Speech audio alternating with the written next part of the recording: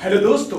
तो दोस्तों last time हमने चालू किया था साइंस 1 का दूसरा चैप्टर जिसका नाम था पाठशाला तत्वों की। तो दोस्तों हमने हिंदी मीडियम के स्टूडेंट्स के लिए बना दिया था। दोस्तों मैं आपको बताना चाहता हूं कि आज हम लोग एक नए साइंटिस्ट के बारे में डील करने वाले हैं। तो लास्ट टाइम दोस्तों हम लोग पढ़े थे डोबेराने का त्रिक का नियम, लेकिन आज हम लोग पढ़ने वाले हैं उसके बाद जो एक साइंटिस्ट आया जिसका नाम था न्यूलैंड, और न्यूलैंड जी ने बनाया अष्टक का नियम। दोस्तों अगर आप लोगों ने मेरा पहले का वीडियो नहीं देखा तो मैं आपसे रिक्वेस्ट करता हूं कि प्लीज प्लीज प्लीज जाके पहला वीडियो देखिए, अन्यथा आपको ये वीडियो समझ में नहीं आएगा। तो दोस्तों अभी बात करेंगे, चलो स्टार्ट करते हैं न्यूलैंड जी के बारे में। न्यूलैंड का अष्टक नियम दोस्तों बताना चाहता हूं कि हमारे जो डोबेराने जी थे उनका जो त्रिक का नियम था वो मात्र केवल 9 तत्वों तक ही सफल रहा। आगे चल के वो फेल हो गए क्योंकि उन्होंने अज्ञात तत्वों के लिए खाली स्थान नहीं छोड़ा था, और उनका जो नियम था एक ही समूह वाला वो मात्र बस 9 तत्वों पर ही समाप्त हो गया। उसके बाद उनकी गलती को सुधारने के लिए एक साइंटिस्ट आया जिसका नाम था न्यूलैंड, और न्यूलैंड जी ने अष्टक का नियम बनाया। अगर एग्जाम में क्वेश्चन आता है कि अष्टक का नियम किसने बनाया, तो दोस्तों याद रखना न्यूलैंड ने बनाया अष्टक का नियम। दोस्तों एक बात बताना चाहता हूं कि न्यूलैंड जी का जो अष्टक नियम था वो संगीत के स्वरों पर आधारित थे, और वे स्वर ये थे सा रे ग म पा धा नी सा। दोस्तों मैं ये भी आपको बताना चाहता हूं कि न्यूलैंड जी ने अपने सभी तत्वों को उनके परमाणु भार, दोस्तों आप लोग के मन में क्वेश्चन आया कि ये परमाणु भार होता क्या है, तो दोस्तों आपने 5वीं या 6वीं कक्षा में पढ़ा होगा कि परमाणु इस दुनिया का सबसे छोटा कण होता है और उसका एक भार होता है, अर्थात किसी परमाणु के अंदर P मतलब प्रोटॉन, N मतलब न्यूट्रॉन, प्रोटॉन और न्यूट्रॉन पाए जाते हैं। इन दोनों के समावेश को हम परमाणु भार इंग्लिश में एटॉमिक मास कहते हैं। परमाणु भार को A से दर्शाया जाता है। तो दोस्तों बताना चाहता हूं कि उस समय न्यूलैंड जी ने सभी तत्वों को उनके परमाणु भार के आरोही क्रम में लगाया।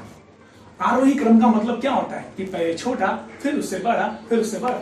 तो दोस्तों न्यूलैंड जी ने जब तत्वों को उनके परमाणु भार के आरोही क्रम में लगाया तो उन्हें समझ में आया कि जो पहले तत्व का जो गुणधर्म है, याद रखना दोस्तों, पहले तत्व का रासायनिक गुणधर्म वो 8वें तत्व के बिल्कुल बराबर है। इन्हें ही न्यूलैंड का अष्टक नियम कहते हैं। अगर आपको कोई डीपली पूछे कि न्यूलैंड का अष्टक नियम होता क्या है, तो दोस्तों याद रखना न्यूलैंड का अष्टक नियम ये कहता है कि यदि किसी तत्व को परमाणु भार के आरोही क्रम में लगाया जाए तो पहले तत्व का गुणधर्म 8वें तत्व के बराबर होता है। यही था न्यूलैंड का अष्टक नियम।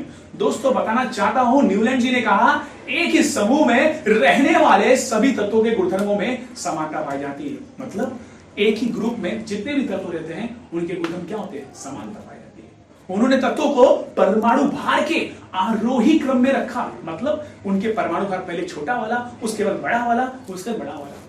दोस्तों बताना चाहता हूं कि न्यूलैंड के टाइम पे मात्र केवल 56 तत्वों की खोज हुई थी, लेकिन न्यूलैंड जी ने भी बहुत सारे मिस्टेक्स किए। उसमें कुछ मिस्टेक्स मैं आपको बता रहा हूं। मिस्टेक्स अर्थात उस चीज की त्रुटियां कह सकते हो, विषमताएं कह सकते हैं। दोस्तों पहला उनका यह जो नियम था न्यूलैंड का अष्टक नियम, केवल कैल्शियम जिसे Ca से दिखाते हैं, कैल्शियम तक ही सफल रहा। उस समय कैल्शियम का परमाणु क्रमांक या इस समय कैल्शियम का परमाणु क्रमांक 20 होता है। दोस्तों बताना चाहता हूं उन्होंने अज्ञात तत्वों के लिए भी खाली स्थान छोड़ा नहीं। ऐसा नहीं है कि उस समय के बाद 56 तत्वों के बाद तत्वों की खोज होना समाप्त हो गई। उसके बाद भी कई तत्व अस्तित्व में आए, लेकिन उन्होंने अननोन एलिमेंट्स के लिए, अज्ञात तत्वों के लिए कोई भी खाली स्थान छोड़ा नहीं।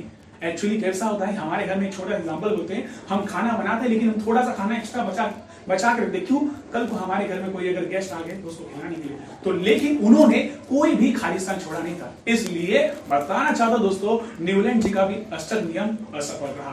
अगर एग्जाम में क्वेश्चन आए कि न्यूलैंड का अष्टक नियम क्या कहता है, तो दोस्तों याद रखना यदि तत्वों को परमाणु भार के आरोही क्रम में रखा जाए तो पहले तत्व का गुणधर्म 8वें तत्व के बराबर होता है।